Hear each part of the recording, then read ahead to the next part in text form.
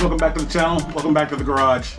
It's been a little over 9 months since I've shot the video and bought initially my EB3. And of course, for those of you that have seen the video, you know that my wife immediately enjoyed riding the EB3 so much that she said, buy another one, make it white. So we've got that one as well. In the 9 months that the video has been out, there's been over 6,000 views and 43 comments. A lot of the comments are questions about repairs, modifications, accessories.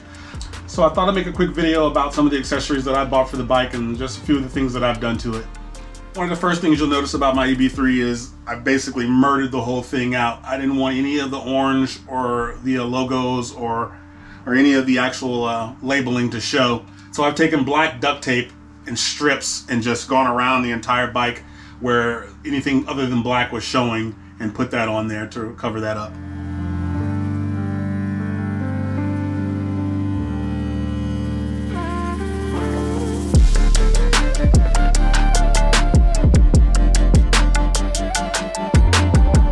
Starting at the front of the bike, I got I've got two handlebar bags on the bike. We'll start with the one in the front.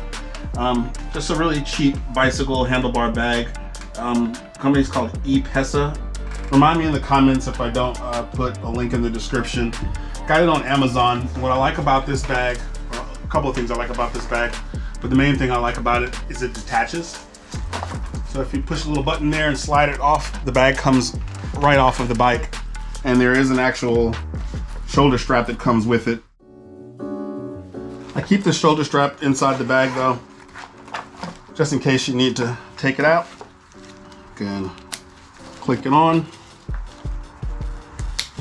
And now you've got a bag that you can shoulder and take with you, leaving the bike locked up.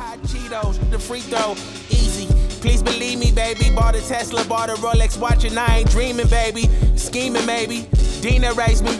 Really from the section with them killers, drug dealers, thug. Never got a help from. Speaking of locks, we'll get to is a folding lock that I've got on the front. The lock I use is called a West Biking folding lock. And it's really convenient because it comes with a frame mount that velcros to the front of the bike. And then this just clicks inside and stays with the bike so that you always have your lock with you. I keep the key to the lock on this scrunchie on the handlebar, and that just lives there unless I've got the bike locked up. Then that just comes off and goes on my wrist so that I don't forget to take the key, and that it stays on the bike so that I always have the key to the lock with me. Aside from keeping the shoulder strap in the front of the bag, there's also a map pocket at the top, but I don't really need it for maps, so I just keep lighter, a couple of other junk accessories in there. But more importantly, I keep my garage door opener in there. Since this is just sitting right at the front of the bike on the mount, I can look over the handlebars, see the garage door opener. And since the map screen is clear, I also keep a light. The bike light, obviously in the front, is there, but I'll show you that that's broken on my bike, and I think it's partially broken or about to break on my wife's bike as well. So if I had a complaint for durability on something on the EB3, it would definitely be on the front light. But because of that, and also because if the battery goes dead, you don't have a light while you're out there, just a reflector, I do also carry a USB light as well.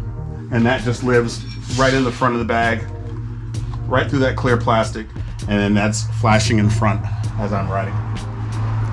So the bag has two side pockets. On the one side pocket, I keep a small collapsible bag in there. So that's a bag in a bag. If I happen to be out somewhere and I didn't bring a backpack of any sort, I always have this with me that I can always throw this on my back and carry things from the grocery store or anything like that. And this bag just rolls into itself into a little ball.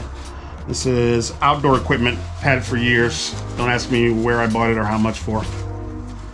And one of the number one things that everyone asks, I guess probably for any e-bike, really, is range and can you recharge it while you're out. For me, one of the primary things that I wanted to do was to be able to extend my range. And so I actually bought this bag primarily for this main compartment and its semi-hard sides to to keep this, my battery bank. This is a Powkey battery bank. It is 200 watts, 42,000 milliamp hours, 110 volt sine wave AC battery power. With this, you can plug in the actual charger for the bike. I don't know that I've ever had the bike down to absolutely zero with plugging this out, you know, out in the wild. But I'm pretty sure I've had it down pretty far, like maybe just a 1 bar, and I've got it back to full power in about 30 minutes. But we'll talk a little bit about the back bag as well, because one of the things I keep in the back bag is a spare charging cable. The ones that come with the bike are actually, you know, they say Jasion on them, so they're Jasion branded. But aside from that, this actual pack looks the exact same, just minus the branding. And this battery pack, look it up here. Yeah, okay. So this battery power cord charger is the same as the bike's power cord charger. I had to do a little research to figure it out. 84 watts, 42 volts, and single pin at the proper diameter. Again, I'll put a link in the description, and if I forget, remind me in the comments. The bag itself on the back is expandable 2 or 3 inches. I also keep another USB chargeable light on the back of the bag here as well. Again, if you lose power on the bike, you won't have the light here, but I can always turn this light on and have that. Tool bag. Bag itself is nothing special. It probably came with some camera equipment or something else that I've had laying around, but I did use it because it was the perfect size to slide in and out of there without snagging on anything. Inside here, got some tools, bike repair tools that are always on the bike, always with me. Tire changing levers, pry bars, to get the inner tube and the tire onto the rim, on and off the rim, which we'll talk about later, because part 2 of this video may actually be repairs that I need to do. The light that I just showed you being one of them, and another being flat tire. If you do happen to get a flat tire on your Jasion EB3, pray that it's the front tire, because the back tire is a beast to get on and off due to the motor and the electrical connections. I'm gonna have to do that because it's currently got a flat right now, as you can see. So, another tool that I keep in this bag, something I haven't used a whole lot of on this bike. It's called a rehook bike tool. It's got like a little pry bar on this side. Inside there, if you can see, are some tools, some bits. Got a Phillips and 2 Allen key bits, I think. And then the driver is built into the handle, so you can stick those in there and use that for leverage. This end, uniquely, is for chain reattachment. So you're supposed to be able to take that, link it onto your bike chain, and then put it back onto the sprocket. Haven't ever had to use that. Also in here, I keep just some Ziploc, some zip ties, if you never know. And for those of you that saw the original video where we did the assembly, and I said that I was impressed, very impressed, that they gave full-size tools for assembling the bike. And I made the comment there that if you had all the tools you needed to put the bike together, if you kept those tools with the bike, you'd have all the tools you needed to repair it as well. Have not had to test that theory out, thankfully, but those tools live in here. The bag itself is called a Marquee, M-A-R-Q-U-E. And so these two just live back here in the seat bag. Moving to, let's take this bag off. Actually, let me take this bag off. All right, moving backwards on the handlebars, we've got a little bell that is there in case, again, you don't have power, you don't have a horn, you've got a bell. And the bell is just nicer on the trails if you're trying to pass somebody. Ding ding is a lot nicer than the horn that comes with the bike. I'm not gonna do it, y'all know what it sounds like. Also, mirror. I've got a simple phone mount on here, just to obviously hold your cell phone. Over here, I've got some camera equipment. This is just a mount that I've got a clamp mount with 360 ball head on it, and a quick mount that I can put a GoPro on and off really quickly. This GoPro normally lives there. In this bag, I keep a spare inner tube, which I will need to fix that tire later. But the most important thing that we keep in this bag is our bicycle pump. The air pump brand is Woo Wind. Screw on the nozzle, and then this end screws onto the actual bicycle valve, the inner tube valve. And that's about it for bags, I think. This bag is called an Axiom Adirondack Transit Series. I looked it up on Amazon, and Axiom no longer makes that bag. They now make, the closest thing to it is called a Barkeep DLX9, but it's very expensive. $89.99, so $90 for some bag. And this one doesn't come off, so maybe get 2 of these E-Pesas.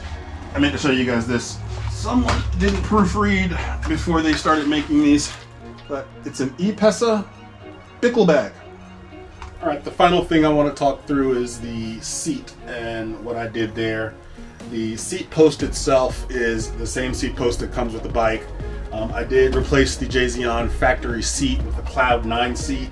I did take the logo off the back though, so just the logo on the side.